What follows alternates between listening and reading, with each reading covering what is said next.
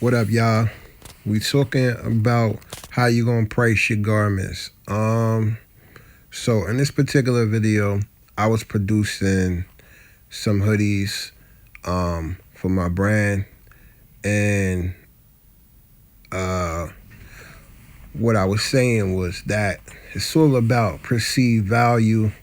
That's the only way you could particularly decide the price on how you sell any item, because I paid $12 for these hoodies, right?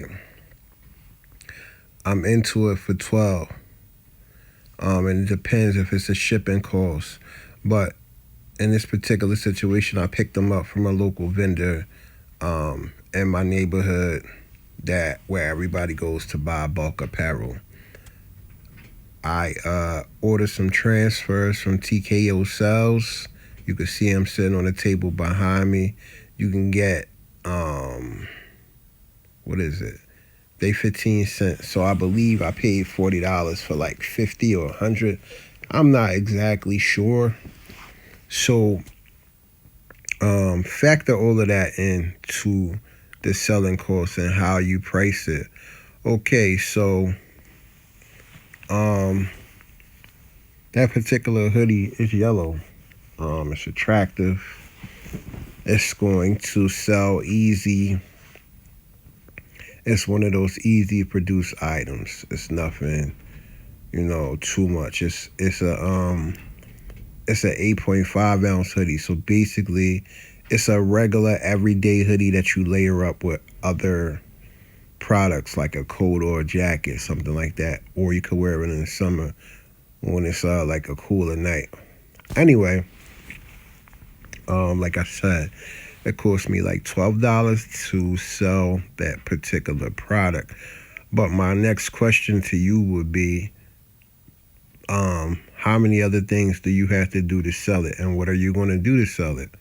So, me specifically, I probably will do a photo shoot.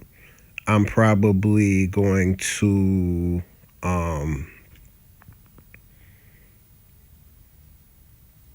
market it on Instagram, TikTok, Twitter, Pinterest, Facebook, wherever I'm advertising at. All right, but look, as I said, I'm using a screen print and transfer. So you already know that it's very low entry for me to get into this particular product. My price for this product in previous sales is $45 to $50, and I include free shipping because free shipping is about $6. So around, and they also had to pay tax. So when you're factoring products in, you have to think about all of those things. I'm talking my shit in there saying that I didn't have to use diazo and I didn't have to burn the screen and make emulsion, but actually, if I produce the screen or bought the transfers, they're gonna be around the same cost.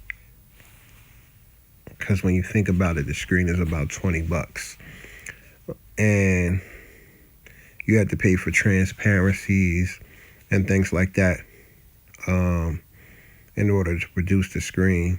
And they come in various sizes, from a home level of what you could produce. You got 8.5 times 11. You got 11.5 times 17 inches. And then you got 13 times 19 inches. All of those screens can be produced from your house. You could also make them smaller because it's smaller screens, but obviously, clearly, you had to cut them and size them accordingly. When you running a business like my particular business, it's a streetwear brand, it's a grunge brand, it's a rock and roll brand, it's a trend culture. You buy your bulk items based off of what is trending in the culture, and you just add your particular spin on it. I've been selling this hoodie for so many years, and it's a proven seller. The design is a seller.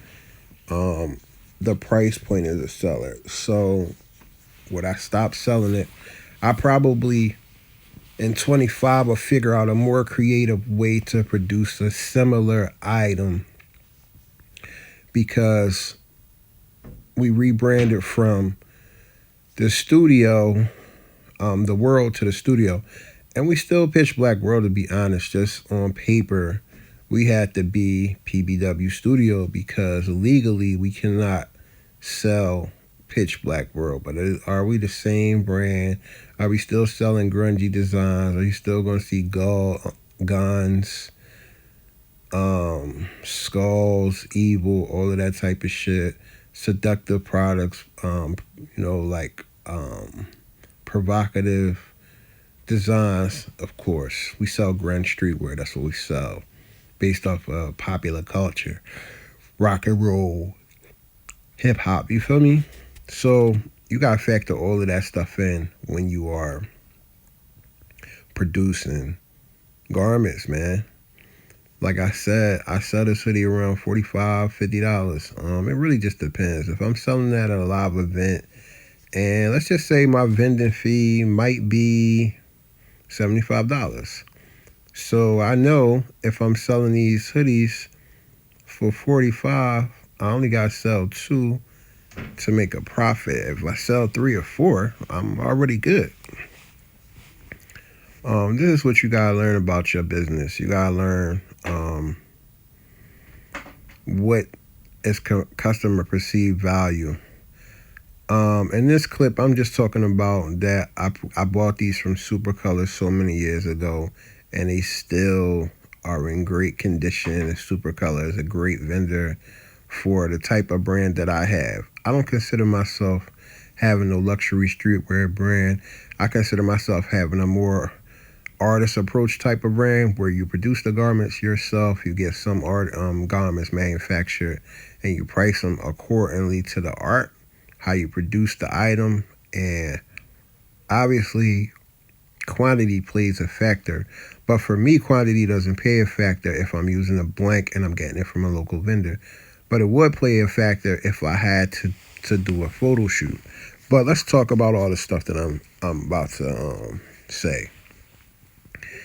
If you are producing things yourself, which I still like that way because it works for my business, and trying to do stuff in different ways is just part of learning business and what works for your business and what does not work for your business. You got to learn that based off of the people that supported you in the past, but you also got to have what you call future proof or future vision. You got to see where you're trying to go. Are you continuously wanting to sell from an artist standpoint, or are you going to eventually evolve and manufacture, run ads, all of that stuff? Every brand has what you call the evolution, and you just got to be there for your particular growth. But you had to factor in how to decide where you want to go and how you're going to navigate your price point once you get there. You know what I'm saying? Because like for me, if it's produced in-house, even if I sold the hoodie for $35, $40, I'm not losing no money. It's, I'm just not. But it's like I said, perceived value. So that's how you base your pricing on. Me right here, I'm putting the neck label in with vinyl HTV. I know that when you produce things in-house, man, listen, I produce things in-house. Once I get that screen, the screen is going to make me the money. That's what people don't understand. It's all about the screen, my boy. And how did I size, the particular artwork. Right here, I got it over the pocket. So that's around 12 inches times 12 inches is what I wanted to screen print. And it's actually probably small. Actually probably like 11 times 11. And it produced a quality product that sells for $45, $50. Feel me? So you really just got to know the audience, the people that you're trying to sell to, your competitors, what they're selling their products for, and price it accordingly. That's basically it. But it's more things in this video that I want to show you, and it will give you more perspective on how you can produce garments and how you would sell different things. Okay, this is a street brand that I print for. We do work for each other, graphic design. They do for me, and I print for them. And we just, give each other good pricing. But in this particular clip, I'm showing y'all t-shirts, trucker hats, and snapbacks. All of those are probably between $3 and $8 to buy. So basic on your audience, you can sell it accordingly. Again, these are hoodies, but this is puff print, screen print. So the hoodies is probably like $12. I bought them from Blank Nights. I'm not gatekeeping. I bought puff transfers from TKO. I did not burn the screen, which I could have, but it would have cost the customer a little bit more because it would have been more timely. So I would say that it's about $18 to produce the hoodie. Selling price should be about $50. And yeah, this is a shocker. We're a max heavyweight. Again, some trucker hats. These are auto hats. I believe they're a little bit more. They're like $4, but the customer probably sells these at $30, $35. Mayday bread. The t-shirts in here are max heavyweight shocker wear. That's what the culture is calling for. You can get them probably around, I think I paid $6.50, $7, something like that. And the customer price selling for $35, $40. So it's all about perceived value. Your customers, you feel me? Your audience, and etc. Trucker hats, $3, man, with a holographic sticker on it. It's just about perceived value. Whatever the customer is willing to pay is what you could sell it for.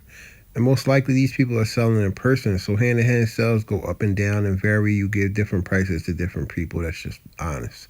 Just the same as if you vending. It's all about the connection. This max heavyweight shocker wear DTF transfer into the shirt for like $17, $18. He probably showed the shirt for like $40, $50. Me, myself, personally, these are, the hoodie was $12 from Sun Tea, and then the hats was probably like around $3 or $4. I believe I bought them from my local vendor where I live. I buy them in bulk, so I buy them in dozens when I buy them. And the snapback's the same. Pricing around $35, $40 as the selling price.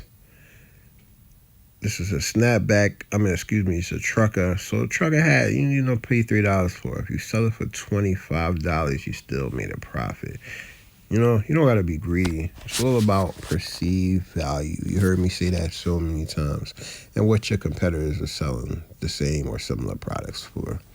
Shocker wear max heavyweight. This person, I know they sold it for a good price. This person just got hoodies for their business, but they sold them to other people. So I would say that they sold these hoodies for around $45. It's basically perceived value. What is the customer willing to pay for the product that you are trying to sell? And what does the product do? This product just brings awareness to this particular customer's business or person's business. I wouldn't necessarily call them a customer, but more of these people are not customers. They're more like my friends or people I just do things for. I help them out with their business, and they do something for me and vice versa. But again, perceived value. That's puff print on all of those hoodies. So that's very attractive. It's going to attract a certain type of person.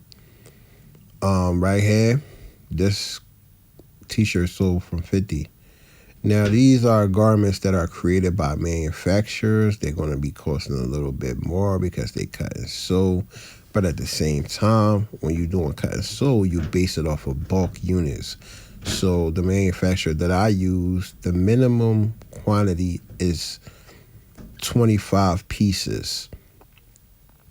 And it doesn't mean per item. It just means 25 pieces per bulk.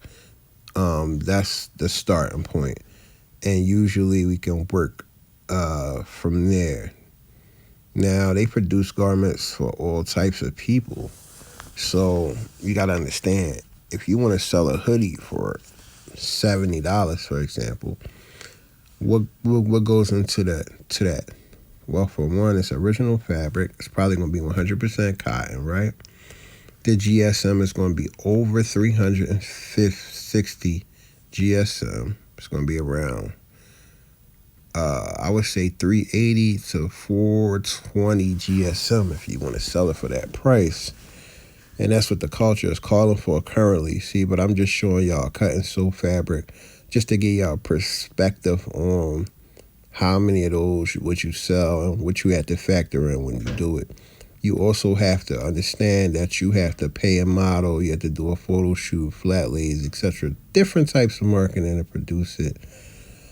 A garment like this is going to cost you about $55, $60 per garment if it's a low quantity like 25.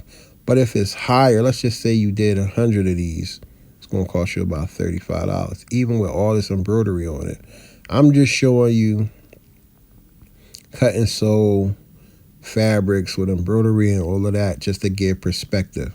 Clearly, my manufacturer shows me shit that he does for other customers just to give me perceived value of what I could do for my own particular business. And all manufacturers don't show everything to everybody, believe that.